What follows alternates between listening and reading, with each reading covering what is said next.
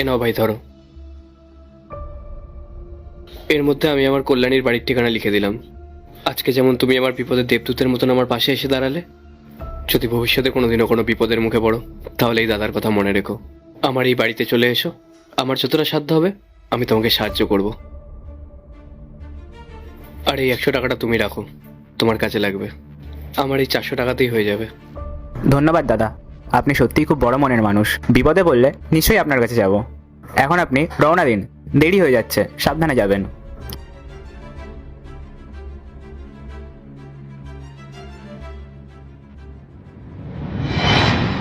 সেদিনকে যখন ও ওর সবটুকু দিয়ে আমাকে সাহায্য করেছিল, আমার পাশে দাঁড়িয়েছিল, আজকে ওর মায়ের চিকিৎসার জন্য আমি মুখ ফিরিয়ে নেব? এই সামান্য কিছু টাকার জন্য ওকে এভাবে বাড়ি থেকে বের করে দেওয়াটা কি ঠিক হবে বলো? ঠিক বলেছ রাহুল, ভুলটা আমারই ছিল। আমি পরিস্থিতি না বুঝে তোমাকে অনেক উল্টোপাল্টা কথা বলে দিয়েছি। ও আজকে সত্যি খুব বিপদে পড়েছে, তুমি ওকে টাকাটা দিয়ে দাও। তুমি যে বুঝতে পেরেছো, এটার জন্য ধন্যবাদ।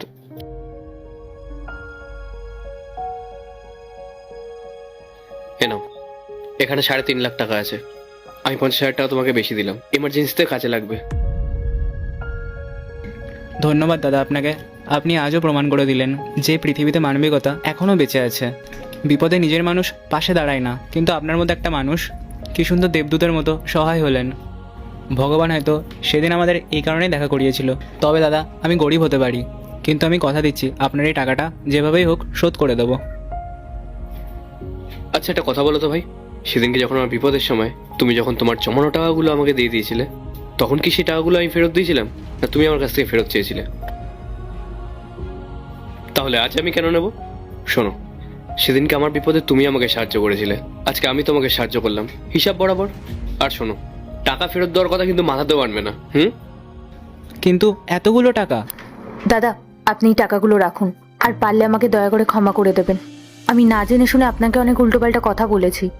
সত্যি আপনার মনটা অনেক বড়। কোনো ব্যাপার না দিদি ভাই। দাদা ভাই, এই দুনিয়াতে আমার মা ছাড়া আর কেউ নেই। আপনি কি আমার নিজের বড় দাদা হবেন? অবশ্যই ভাই, আজ থেকে তুমি আমার নিজের ভাইয়ের মতো। আজ থেকে আমার একজন বড় দাদা আর একজন বৌদি হলো। আমি মাঝে মাঝে আপনাদের সাথে দেখা করতে আসবো। নিশ্চয়ই আসবে, যে কোনো প্রয়োজনে নির্দ্বিধায় আমার কাছে আসবে। এই দাদা তোমার সব সময় পাশে আছে। আজ তবে আসি দাদা, মায়ের অপারেশনের ব্যবস্থা করতে হবে। সাবধানে থাকবেন।